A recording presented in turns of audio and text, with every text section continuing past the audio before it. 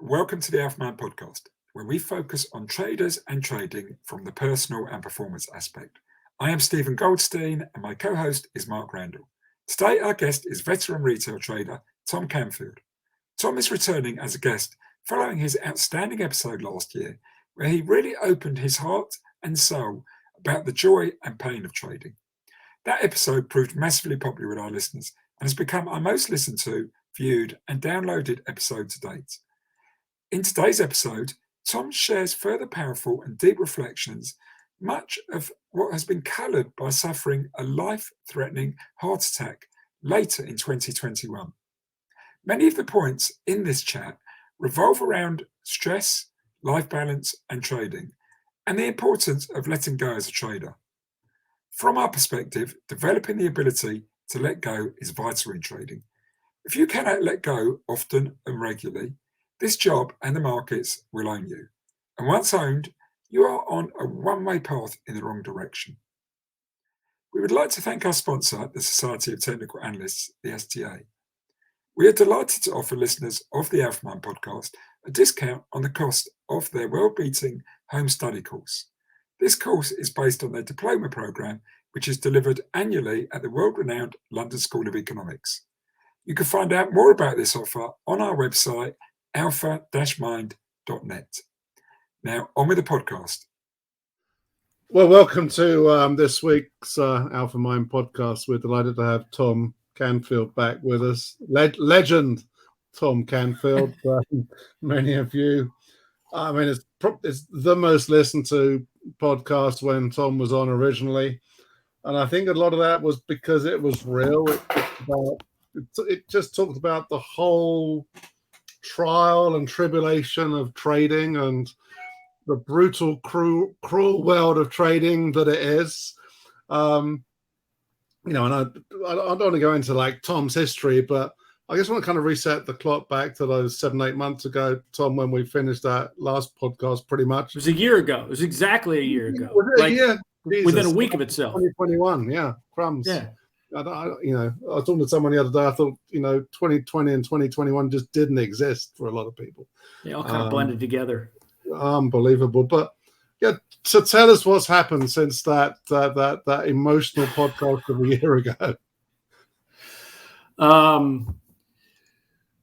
Well, it was so after I talked to you guys, I was in Sun Valley, Idaho, and I was kind of out on my quest to find, our glorious, blissful new place we were going to live. I'd lived in St. Louis my entire life, and I was ready for a change, something new. And Sun Valley turned out to not be it, and we decided to go live with my down in Florida to be closer to my parents who were getting older. My wife's mother's there too. They're all in their 80s, and it was just it struck us that maybe we needed to spend some time there. So we went down there and tried to find a place to live there, which was incredibly difficult because the market is so brutal. And I don't know, I don't need to get into all of it, but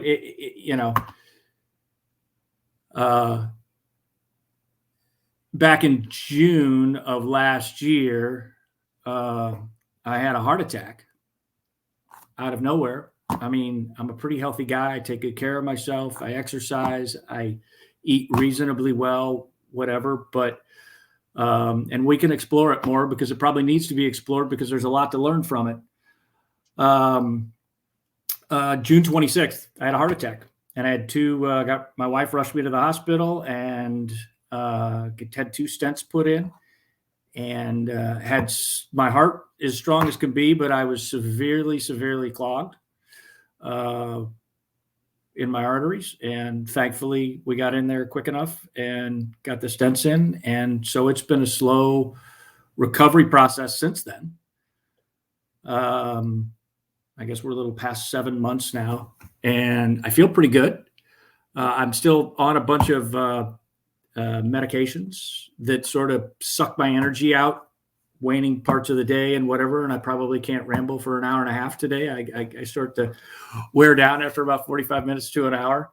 I learned that from doing some spaces stuff with Joe Fahmy. And I was like, I'm dude, I'm beat. I gotta go.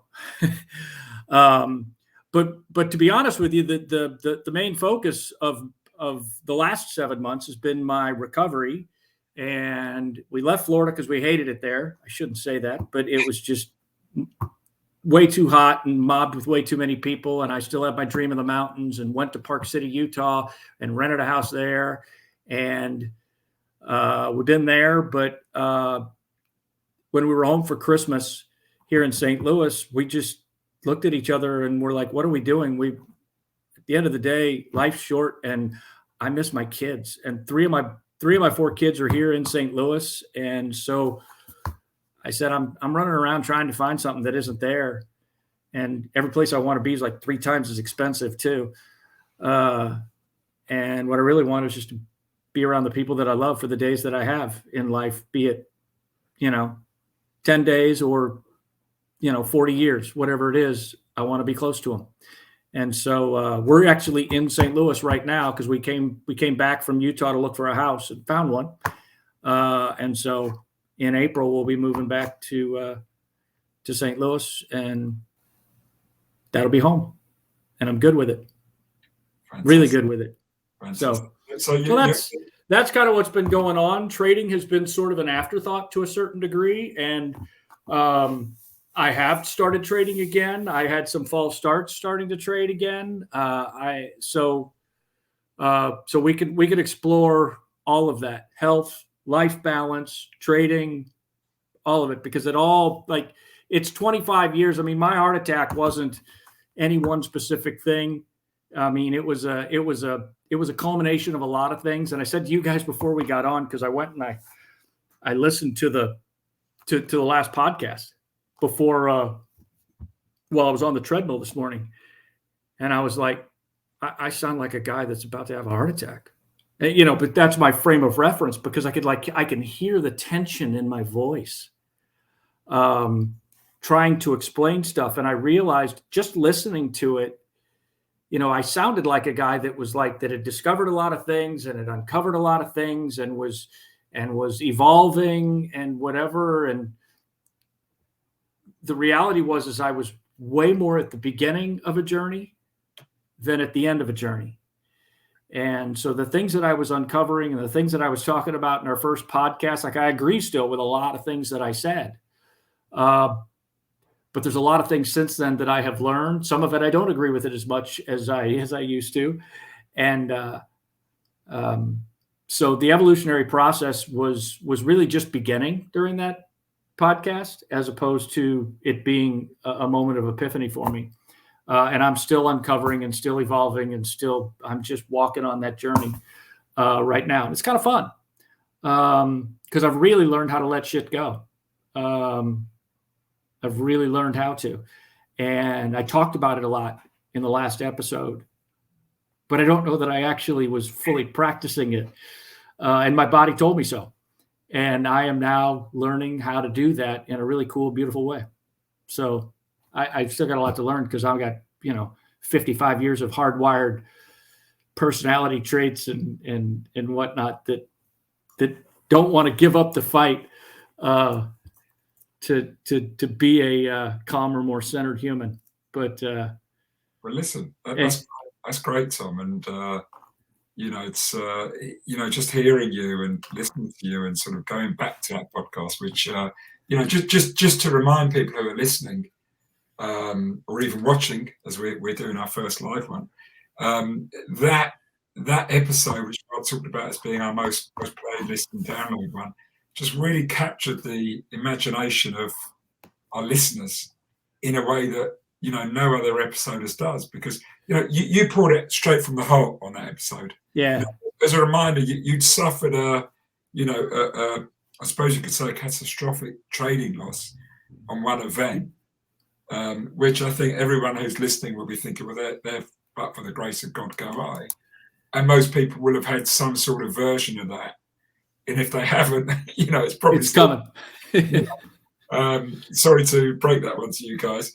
And then you just went straight into that one. But I also took the liberty of looking at your Twitter timeline. And I decided to look at what was your profile? What have you got on your profile? And I realized that just connects all of this together. What you've got placed on there, it says, people, let's be clear. You fall down, you'll get up. You fall down again, you get up again.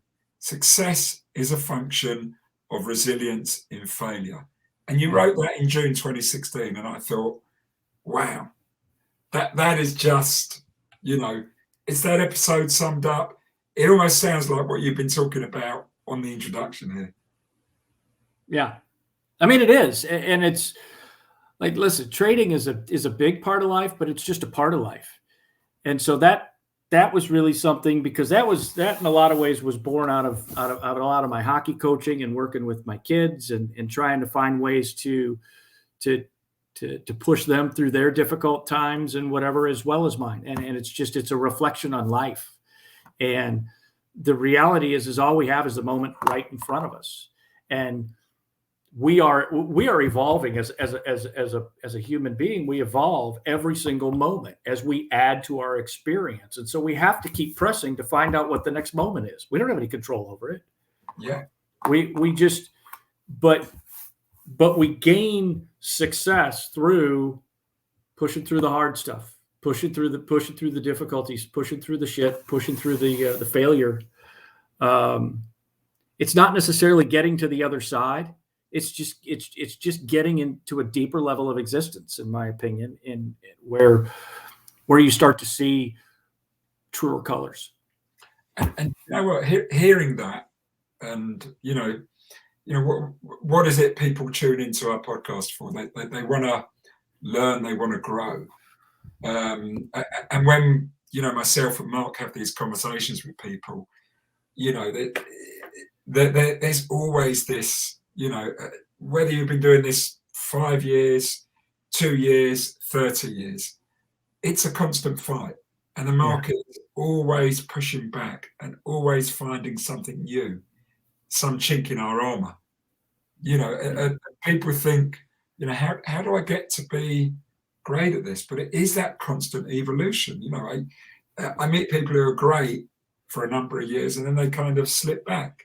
And they don't evolve, and you have to always evolve. Yeah. It's always, the game is always changing. What worked in 2020 is really not working in 2022, and it didn't work for a lot of people in 2021. It is a constant game of adaptation. It's almost like a constantly evolving war. The market, just when you think you get there, something will change. All the time. I mean, the market exists in a certain form for seasons, and it gives you it's got thousands of personalities, and it shows you one. And we so quickly want to attach logic and reason to it and say, okay, this is the way the market is, and therefore I can trade it like this and have success. And the point is it too is ever evolving as we are. And it's constantly weaving itself in and out of different personalities, different shapes, different forms, different environments. And we have to learn how to be fluid and flexible with that. And it's hard as shit. I'll be and that goes back to, and it's stressful in a way that, like, I don't think people appreciate how much stress, even when you're not trading or you're looking for a trade or whatever, when you're constantly engaging the market, there is a level of tension that exists inside you as you're trying to resolve this thing, figure it out. You love it. You love the puzzle. You're fascinated by it. But there's a cumulative toll that it takes, that you have to also be. You asked me on the last podcast, and I remember thinking about this, and when I heard it this morning, you asked me, what would you like to tell your younger self that you know now? And I wasn't really prepared for that question when you asked me. And the one thing I kind of danced around it a little bit because I didn't fully understand it yet. But understanding the cumulative toll that being in the markets year after year after year after year can have on you physically, mentally, and emotionally and respecting the fact that as you continue to do it more and more and more, because it is constantly changing and constantly evolving, and you're constantly getting caught with your pants down and having to readjust to a new kind of philosophy, all that is stress. But it's like you get numb to the level of stress that you're under to a certain degree. Yeah. It's like, and you're not even aware, like there were so many years where I thought, I'm not stressed about anything.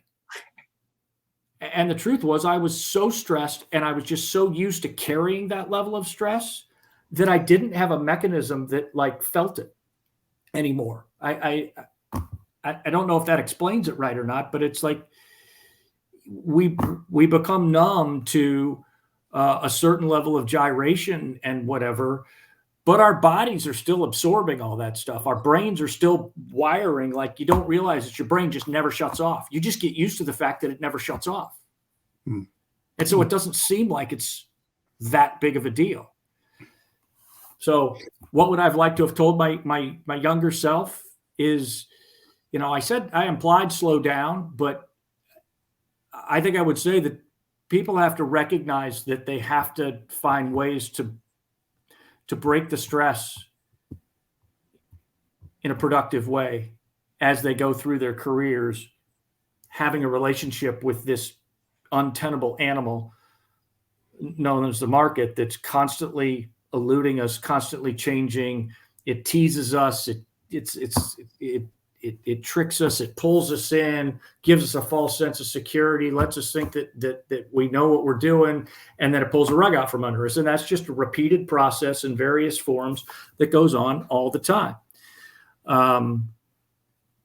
And I would tell the 25, 30, 35, 40-year-olds out there that are doing this, that feel like they're invincible, be mindful of finding times where you can break yourself completely away from the market and completely free yourself of the tension and the stress of the market on a regular, intentional basis.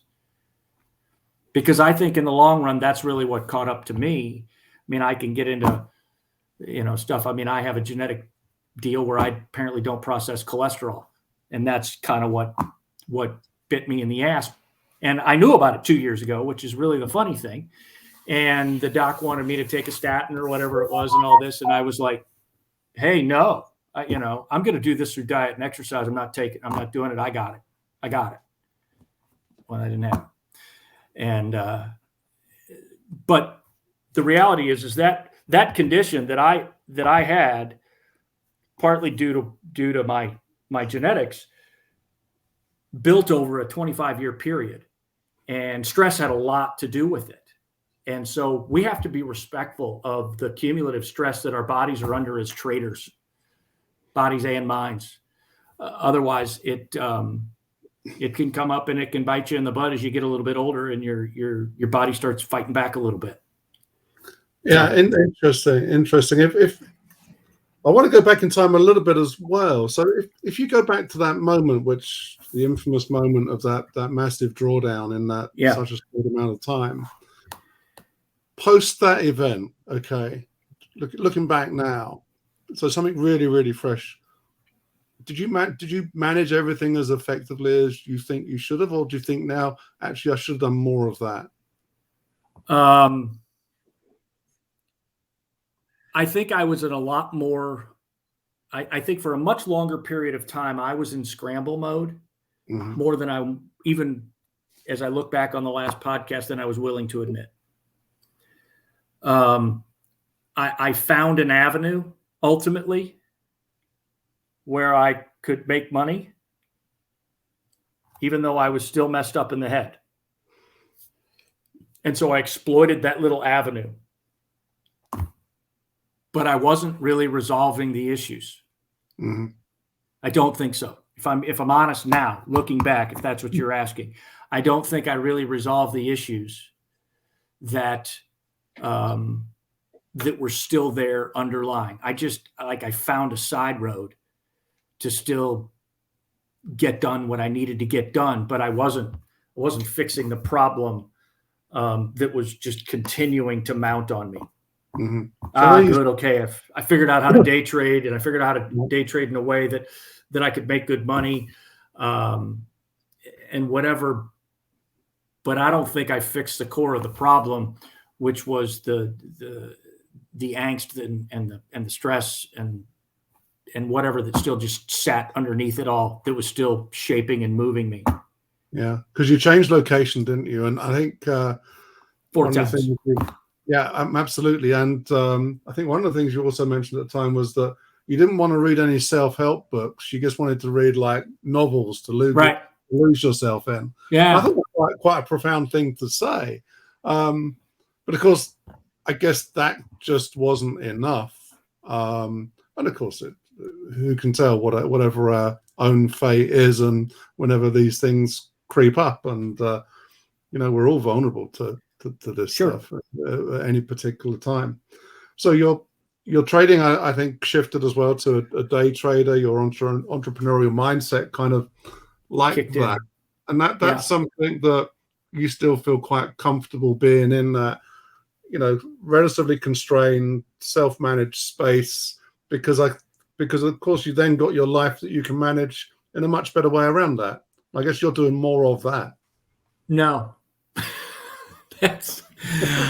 I'm not. I'm still doing it some. But here's the interesting thing, that one of the things that was really that changed immediately after I had my health incident, that's what they like to call it, is I became acutely aware of my stress, which had never occurred. Like, I could literally feel it in my body if I stepped into a situation that was where internally I was stressed. It showed up in my blood pressure. I could feel it in my head.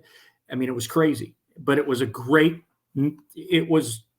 I'm very thankful I had it, because it allowed me to really start understanding myself and what was really making me tick and what was really creating stress. And day trading, I kept jumping back in. Like, let's see, it was in June. It was probably August where I'm like, I did trade for a good month and a half. And then I started stepping back in a little bit and whatever. And I mean, I felt it immediately. As soon as I put positions on, it was like, I could feel it in my body. And I'd never felt anything like that before. And it was, so I had to pull back from it and really start to assess again. And I kind of went back and forth through that several times, to the point where I realized, what's really driving all of this? Why am I getting so stressed? And part of it is because for my whole career, I've only had income through trading. And so I feel that gun to my head. All right. I went back to a window early. It was probably 2010, 11, 12, 13. That was a really strong stretch for me. And I looked at kind of what I was doing then. And I had actually taken half of my money and built an income portfolio with, using dividend stocks and whatever, that actually during that time ended up doing really well, capital appreciation wise also. But it kind of took a little of the pressure off, and I found that I was trading much more clearly back then. And so I've kind of taken a page out of that to a certain degree, but this time I've really gone way overboard, and I'm like, I feel like I'm semi-retired, which I'm still trying to like get my head around and embrace. But I've got like 75% of my assets are now slowly but surely getting deployed into income producing securities, so that I have a base income, so I don't have to trade. And that's never been the case before, because I kept analyzing why I felt stress, and I think this was a big part of it. And this is something people don't realize, that, and I talk about this so often, trading is such an uncertain income. And like you said, if you need to make money from it to put food on the table, or keep a roof over your head, or, put gas in the car, whatever, it's going to own you, and you're going to do things that you wish you hadn't done. It's hard enough to do anyway. That that concept of, trading onto your head, I love the idea of that, and I say to people, if you're going to trade, try and have some other source of income. Guys in banks, guys in hedge funds, they pay them. Right. But they can trade effectively. I wore this like a badge. I mean, it was all part of the ego shtick that I created on the inside of me that, I'm real. I like I would get like internally, it was all part of what like gave me an identity. It's like, I'm real. I eat what I kill and blah, blah, blah, and whatever. But it was also killing me at the same time in terms of the stress, because it totally affects how you trade. I trade scared all the time because it's just, I always have. Yeah. And I'm realizing, God, I trade with a lot of fear. I got a really quick trigger, but the reason I have a really quick trigger is because, boom, there's my explosion move. I got it. There's my mortgage payment. Take it. There's my car payment. Take it. There's my grocery money. Take it. And it's like, I traded like that for 20 years as a swing trader. Yeah. And so day trading was just easier. Because there's money left on the table from that. Oh my gosh. But I somehow convinced myself that was okay, because this is how it had to work, because I was really good at identifying and entering stuff that was going to move. I just didn't know how far. And so I just kept taking the initial move because that was the most reliable thing. And I'm still not saying that's not a bad way to trade. Yeah. I was doing it for probably the wrong reasons. I was doing it because I got bills to pay. That's what I do. And that became who I was as a trader. See, that's the bit that gets difficult, because, if you're making 20% of what you could make when you get these trades on, say, because you have to pay them, there's always going to be periods. Everyone's going to have it where the market's not giving them opportunities, or right. Like right now. Yeah. Or you get caught in a bad trade. Everyone has that. Yeah. And you haven't built that nest egg, because you haven't built that safety net that sees you through those periods, that helps you manage the drawdown. Right. But, because you're grabbing at the profits, because like you say, now obviously I'm not saying there's anything wrong with trading that, but there is always a cost somewhere. There's always a price to pay for that. Absolutely. And I know a lot of guys who are really good traders. They do some of them offer subscription or educational services, and they do that. They don't charge a lot. They do it just to keep a little bit of money rolling in, right? So that they can carry on trading and not have to, rely just on that trading. And it makes a lot of sense. And I'm actually starting to think about doing something like that, so that I have just I don't need a lot, but just something that's consistent. I love to teach. Yeah. I love helping people. There's only so far you can go with Twitter. I love the engagement. I love doing stuff like this, and that it was really meaningful to me, the number of people that reached out about our first podcast, and how meaningful it was to them, and how many times they've listened to it, and I mean, shit, I love that. Who wouldn't? And it's really, that may be more the coach in me, that I really enjoy the hell out of helping move the needle for people. Just give them a little more clarity, help them with a little bit more structure. A lot of times my Twitter is letting them know that it's okay, like we're especially right now, not to trade if the environment's really hard, because there's so much bombardment of, oh my God, I'm crushing this and I'm crushing that because volatility is so high, and these people feel like they've got to constantly be going long and then short and then long and then short. I'm like, no, you don't need to do that. It's okay if you do nothing right now. It's okay if the market's too difficult for the way that you trade right now. That's okay.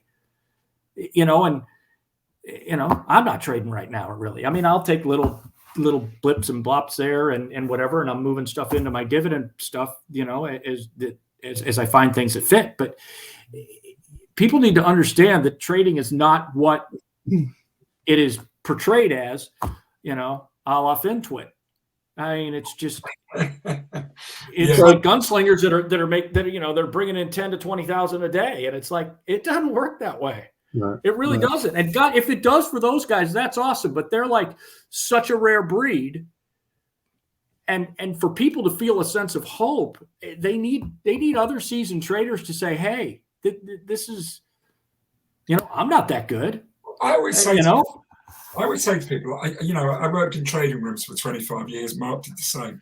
Yeah, I can imagine people with you just sitting there going, yeah, I made 20 grand today. Yeah, I made 50 grand. It wouldn't happen. They'd have got a baseball bat around their head or whatever. So, I maybe it's true. I just don't believe any of it's true when people are putting these numbers on there. It was... Right. Like Snap's up 40% today, and I'm loving these guys that are coming out and talking about how they bought it before earnings, right in front of earnings at $24. You're like, fuck off. Excuse me, but it's just like who does that help? Seriously, you coming out and telling people that you made a decision to buy it, and you start listing the reasons why you bought it at 24, how's that helping anybody other than making people feel stupid because they didn't see what you saw? It's just. It's not helping people. There's so many people out there that have been trading less than 10 years that are still trying to figure out how this game works. And there's so few voices out there that are honest. And so I feel like there's a place for guys like me that are willing to be honest, because we need it. I want to see everybody succeed. And it's anyway. Do you think you found your Go ahead. We will return to the podcast shortly. Just a quick reminder that the Alpha Mind podcast is sponsored by the Society of Technical Analysts. Listeners and viewers of the Alpha Mind podcast can obtain a discount on their brilliant home study course, which is based off their diploma program, which they deliver every year at the London School of Economics. Just go to our website, alpha-mind.net, to find out details of how to obtain this discount. Now, back to the podcast. Do you think you found your purpose in this whole experience? Because it sounds like it's Tom Canfield, the teacher, the professor of, the space is the space that perhaps is where you're comfortable. Maybe. Yeah. I don't know. I mean, I enjoy it. I also enjoy trading. My challenge is the way that I trade is, since as I said, I'm a field trader. That's tough to teach. Like I could teach the parameters, I could teach the structure, I can try and keep you on the right side of the trade, which is sort of what I'm trying to structure in the newsletter that I'm working on. But I keep banging my head against the wall going, how is this going to help somebody? If I'm going to ask them for money, how's it going to help somebody? And because I can't specifically teach how I trade, because sometimes I don't know, because it just kind of, it evolves and you realize, okay, well, I looked at 15 different parameters to make this decision, and I'm not even sure what those 15 are, because it's just sort of instinctive. You just kind of are flowing, and if you guys understand what I mean by that. And this is what's fascinating about this kind of education, which I think we're all doing here. There is not a right way to do it. You have to figure it out. There's pillars which will get you towards something, and then you peel off what you don't like. Take what you do like, you find what works. I coached a guy a couple of years ago who said to me, look, I went and studied under this guy. He's a brilliant system trader. He makes a lot of money. I tried to use his system. It didn't work. I don't think it works. Right? He said, I studied from him. I said, my bet is, I'd heard of this guy. He's got a name. So, I said, he's genuine, right? My bet is he knows much of what he does. But there's also a part of him that he's not even aware of that he brings to it, which is his own personality. And that's blind to him. He just does it without thinking. And that's probably the secret sauce. And he cannot teach you that. And even if he could, you're a different personality. It may not resonate with you. Exactly.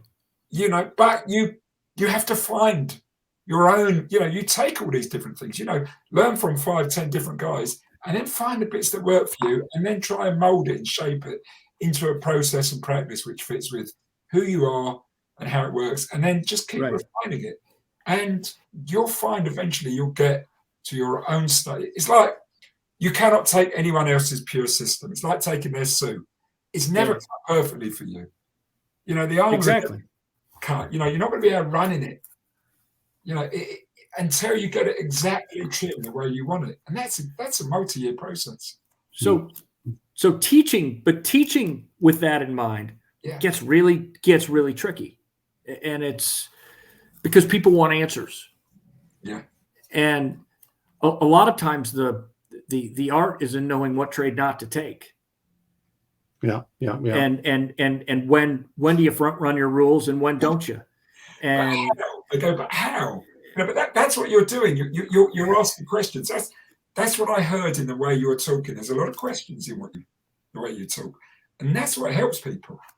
It makes them think. That's what I think was part of the success of that first podcast, because it just got people thinking about this stuff. Yeah, they're thinking, hey, this guy's been doing it 25 years, and he's saying that it's still incredibly hard. There is no right answer. It's not perfect. Challenge yourself all the time. But that's the beauty of what we're doing, though. Yeah. I mean, it's challenging us all the time. And I think that's what draws certain personalities to this game and to this business is like, now I'm trying to figure out with my, in theory, my new, more balanced life, which I'm really striving towards, trading's still just wired into me and I still want to do it and I still want to be involved in it and make a living at it. But how do I, the challenge for me now is, okay, how do I do that without getting too obsessive, without letting it own me, without, allowing that stress mechanism to start running away on me again, because it can be all consuming. I mean, you guys both know that. Yeah. And you have an incident like mine and it's like, you wake up every day and you're thankful for the new day. And you there's this underlying shit. Is it going to happen again? And, and you need to eliminate stress. Okay. Well, what's the biggest stress in your life? Well, the thing you love the most, trading. Okay. Well, that's okay. So how do I resolve that? It's tough. And so I do love teaching. It's just, I'm not quite sure.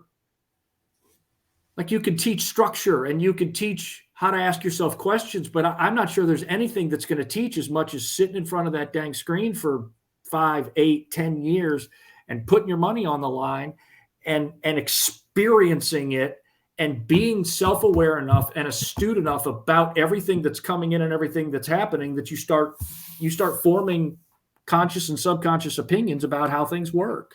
But isn't that what you do with hockey? Oh yeah, hell yeah. They're so frighteningly similar because hockey is kind of this. There's a loose structure, but it's not like football is much more planned. Like if you think about football, it's like you block that dude right there, and you pull, the guard pulls and kicks out the end, and the fullback leads through, and so everybody's got an orchestration to a certain degree. So there's a lot less variability, whereas hockey is like this broad structure, but 95% of it is spontaneous response to the moment, because the moment is always changing. And trading is so much like that. Yes, I have often found great comparisons between the two. So as a hockey coach, you could, apply those same principles to when you're talking with people. Let's go back, let's look at what you did, let's examine it, let's explore it. And you've been there, so you can say, okay, right. That's what people need. People need mentoring. I'm not a mentor, I'm a coach. It's different. They want mentoring. The people are going through that process, are actually in there day in, day out doing it, and experiencing the same thing.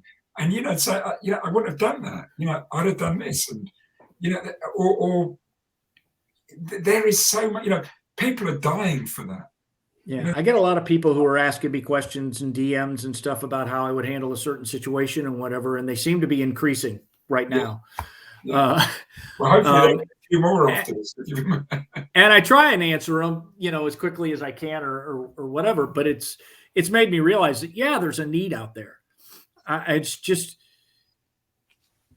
figuring out how I fit into all that, and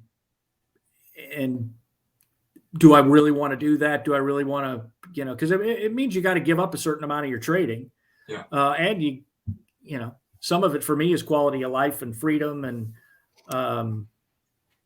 not wanting to be tied to a schedule and all that kind of ties in. So we'll see where all that goes.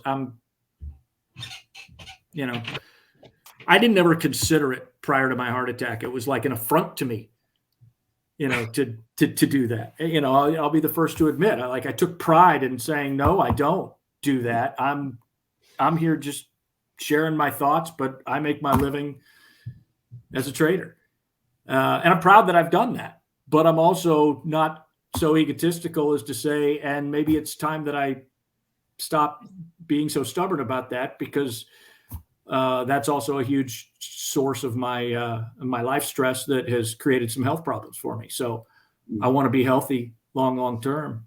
And so maybe I need to create a little bit more of a shift so that I can coexist with this animal in a more friendly way.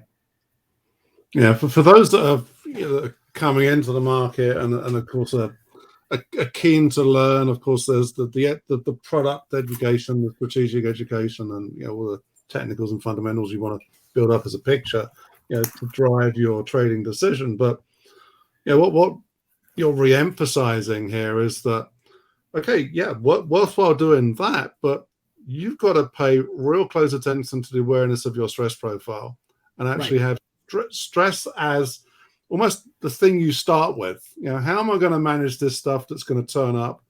How do I know it's turning up? What do I do when it turns up? What do I do when it starts to feel it's got to a point where I do need to really do something? I need to go to a psychiatrist, or I need to get really involved with understanding me. That is what you're saying here, isn't it? Yes, it is. Because even if it doesn't affect your health, it affects your decision making over time. Sure. And your awareness of things, right? And and I think a lot of us wear not feeling stressed like a badge of honor. It's like, I can handle carrying 3,000 shares of this. I can handle carrying 5,000. Like it's like it matters. But we do, because that's just, we're egocentric maniacs. And I'll be the first to admit, as I did last time, man, I'm competitive. I get, Stephen. Exactly. I just go back to my wife going, how many bags could I carry from the back? Yeah, it's just like stupid stuff. My wife just got, I got the water. I got the case of water. I get it. Yeah. We never see it ourselves, do we? We never notice it ourselves. Other people are going, what's up with this guy? But the greatest thing we can do is keep it on the table and have a mechanism that forces us to constantly be aware of the stress that we are under and the stress that we are feeling, if not for our health, but for our ability to make quality decisions. Yeah, exactly. But it all goes hand in hand, now that I'm of the age where I'm a little bit more vulnerable to stuff like this has been proven. I'm really keen on it, but I wish I'd been keen on it when I was 30. I wish I'd been keen on it when I was 35. Yeah. I wish I'd been keen on it when I was 40, when I felt like I was invincible. One of the hardest things doing it is doing it on your own. It's really interesting. I was talking to someone earlier on today, and I traded in trading rooms, and there is so much that you get from being around other traders, that kind of the brothers effect, that kind of someone to, you're having a bad day, they'll lift you, there's an energy to it. Yeah, as well as the bouncing off each other. But, there's times I remember more than anything when I was really low, when I was really struggling. And, metaphorically, it feels like somebody just came along and put their arm around the shoulder and went, dude, just going to, take a little break, go home, enjoy yourself, come out with us guys for a drink after work, get your head off it and come back tomorrow. So many times that helped. And we don't, the value of that. Yeah. And yet when you're at home on your own and you're just you and your, 25 screens or whatever you have, and you're just facing these numbers going up and down, and you can really lose yourself in that. super lonely. I mean, it is so lonely. I think that's one of the realities of the job when you're trading on your own is the loneliness really gets to you. It's actually what got me to Twitter. I was just going crazy with how lonely I was and lonely with my own feelings. Yeah. And so I would say, I think profoundly, the most common response I get in DM and also, in public Twitter is people thanking me because they're experiencing the same thing, and it helps them to know that somebody else has gone through it or is going through it or is having those feelings or has had those feelings. And there's that human connection of, okay, I'm not alone here. And it's okay that this is happening. You can't do that very well. I mean, I do my best on Twitter because sometimes even if I'm not struggling or I'm not even trading, but the market is going through a period where it's like, oh, this really did a number on folks. I know that. I'll put out a tweet that just steps into that void where people are probably feeling kind of wounded or kind of hurt or kind of low or struggling, and let them know, hey, it's okay. And what I'm amazed at is how much feedback I get from that. And I realize that, man, people really need this. They just if it's somebody saying, it's okay, man, it's okay, I get it. What I like is you write it like you say it. There's no, it's not prepared 2 days. Nothing's prepared. No, I don't prepare anything. It's just sometimes I look at what happened in the market and I'm like, oh, some people just got the shit kicked out of them. Ouch. I remember feeling like, oh, how did I feel? Yeah, let's describe that. Because I still have those memories really fresh, or it just happened to me. And so, I understand the emotion. I understand the feeling. And it's just, sometimes it's so powerful to just have other people say, I know what you're feeling and it's okay. And you're going to be okay. Shake it off, and it's instead of strolling your feed and you just got the crap kicked out of you. And here's 8 guys that supposedly have huge followings that know what they're doing, that just, that absolutely nailed the top and covered at the bottom or whatever it was. And you start thinking, well, shit, I need to be following and just doing what they're doing. And then you're dead because now you're paying a subscription and following some guy and you got no mind of your own. And that's just a recipe for disaster as well. So I can really get off on that. There are a handful of guys out there that run services that are phenomenal. They are phenomenal and well worth the money. And then there's a lot that I think had their heads just way up their asses. And it's not, even if they're good, they're not helping people. It's like you want to teach them how to fish as opposed to just handing them fish, and that's a tricky teach. So anyway, we could talk about that quite a bit. We can talk about a lot of things. I like to talk. We could do. I've seen a couple of your other ones, and you've got a great way about you, the way you talk.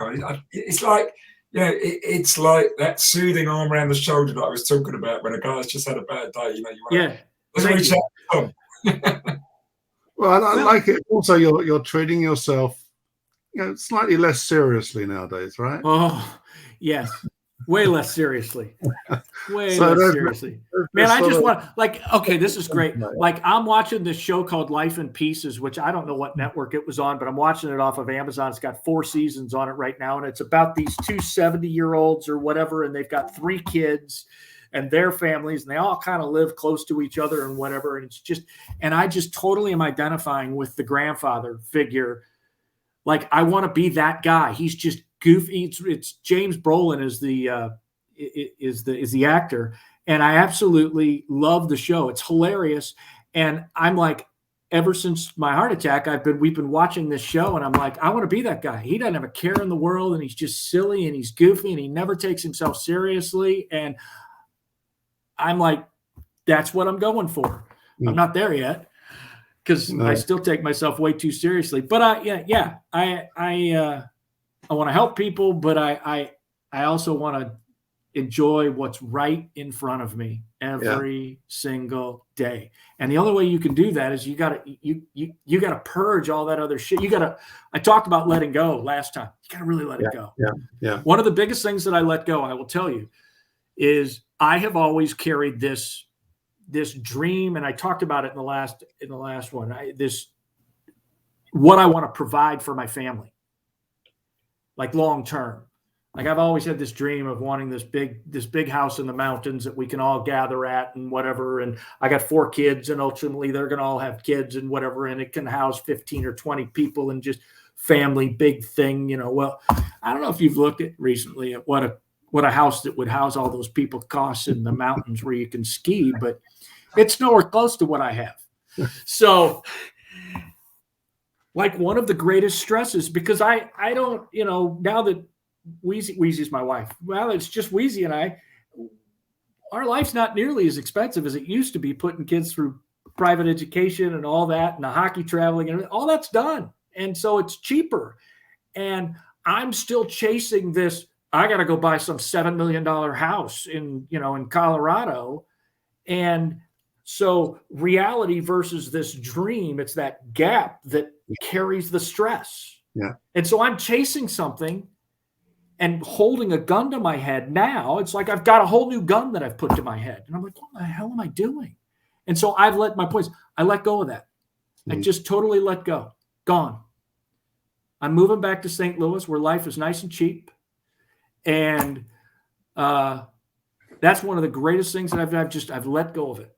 And if it comes back to me, that'll be a beautiful gift. But what the greatest gift is just every day I get to live, hang out and have a blast with my wife. I get to see my kids when they're not busy. They give me shit all the time. I just kind of giggle and help them start to map their process through life. And see, that sounds like a great place to be. It is a great place to be. But at the same time, it feels so weird. Like I'm so not used to it. Because I've always been, kind of wired. I'm wired to achieve. And now that I've let go of that, it's kind of like, what the hell do I do? Yeah. Well, I'm that dude that's calling my kids every day going, hey, what's up? What are you doing? They're like, I'm working, Dad. Do you need something? No, just, want to see how you're doing and whatever. I'm that guy now. You're in the world now. You're not being fed off of cortisol and adrenaline all the time. No. Which is the immediate stress response, right? That's just like gone. Because it has to be gone. It has to be gone. I tweeted the other day, I said, expect less, want less, expect less, and, experience more. And that's really kind of my mantra right now is like, just, I got everything I need. And I have no expectation. Are you sleeping better now? Yeah, absolutely. Yeah. I mean, I've never really had too big a problem sleeping because I wear myself out so well during the day. But no, I do sleep pretty well. I look forward to a year when I can get off some of the meds that I'm on that I'm not nuts about the side effects, and then I'll have a better handle. But I get to I'm taking a stress test down in Florida. I'm going down there to see my folks for a couple of weeks, and I'm taking a big stress test to evaluate how everything is. And so I'm really looking forward to seeing where I'm at because I've been vegan and I'm working out every day. And so I think I'm doing a lot of good stuff. Yeah. Sounds like you're looking well. Thanks. I feel pretty good. God knows what we'd have said if we'd have seen you last time. Which was with all that stuff going on and how that it would have been very interesting to have guessed. Oh, that's right. You guys couldn't see me. No, it was just audio. I think it was audio at the time, right? Yeah, it was. That's how I listened to it. From an audience perspective, it was. Well, and I really appreciate what you guys do because you guys have a unique voice out there. In the way that you're trying to communicate and what exactly it is you're trying to communicate. And you're tapping into a lot of things that I think are really, really important because, how to read a chart is just, just not that important. I mean, it's important for the first year because but those are like the basics that it's like learning how to walk. It's like, and you guys are trying to teach them how to run and when to run. And I mean, that's not a very good analogy, but there's so many things. The mental side of the game is everything. Once you learn the basics, it's all mental. And Stephen, you and I have talked about that before. And you guys are doing, I love the voice that you guys have out there in terms of what how you're trying to communicate that to people. Thank you. Super kind of you. Thank you. Ironically enough, we often talk about what we do as if we are honest, trading is about the art of letting go. Let go of that bad outcome. Let go of that bad day. Let go of the fact take it a step further. I think life is really about the art of letting go. Sure. I mean, just beyond trading, because trading is life, and they all kind of weave together. But I mean, I think a lot of life is just about letting go. And I think that's taken us to a great spot to bring this down and bring this to an end. But sounds good. I had a blast. Yeah, we'll put all the details of how people can follow you and contact you. Yeah. I'm not too worried about that. On the thing afterwards, but it's been really great, and it's been, it feels like just a great hour we've had together. Yeah, it has been. I've enjoyed it very much. Let's do it again sometime. Yeah, well, I'm delighted that we've managed to have the second podcast, to be quite frank, from what you went through. So I am too. I mean, because it's you learn some lessons, and life is continuing to evolve. Journeys, chapters, and there are a lot of chapters, and there's going to be more chapters. I know that, and so I look forward to discussing those whenever they show up. Teach a mentor Tom. Not sure I'm ready for that, but maybe we'll see. Watch this space. Well, listen, we're going to leave you now, but it's been honestly, it's been an honor having you on. It really has. Your enthusiasm is incredible, and I think everyone will be able to see that coming through. This is our first video run, and it's just so crystal clear, and I mean, I love life. I love helping people, and I love what I do. I mean, I love the markets. They're fabulous. I mean, I deal with them differently than most people because I keep myself as dumb as I possibly can. But I don't know what life would be without my interplay and my relationship with the markets and now with the community that trades. It's really been something that gives me a lot of satisfaction. Fantastic. Well, listen, thank you very much. Mark, do you want to take us out quickly? What is there to say? There's, I think stress. For God's sake, manage it. If you haven't got a program to manage it, find something. Find a way of just fitting it into your whole training program and keep managing it. Never keep managing it. Because when I left markets, people would say to me, "God, you look like shit." I just retired. About 6 months later, people were saying, "Jesus, you look about 5 years younger." And that's and we don't realize that this shit does damage. It's major. And we just can't see it ourselves. But other people are almost perhaps too scared to tell you. But actually, we need to assume that there's stuff there that we need to manage. So we need to manage ourselves as a fundamental thing from the very, very beginning of your journey, and just never stop doing it. Yeah. Don't be naive and don't be arrogant about the fact that you think that you're untouchable. It's just don't do that. No. Thank you for taking the time to listen today. We hope you learned something, perhaps have been challenged in some way, and maybe this chat provoked or catalyzes something in you that helps improve your own trading and triggers better balance in your life and between your life and your trading. Thanks to our podcast sponsor, the Society of Technical Analysts, the STA. If you have found this podcast useful, we would be delighted if you could review this podcast or leave a rating on whichever podcast service you use. And do make sure you subscribe to the Alpha Mind podcast to ensure you don't miss future episodes. We look forward to you tuning in again in the future. In the meantime, stay safe and stay well.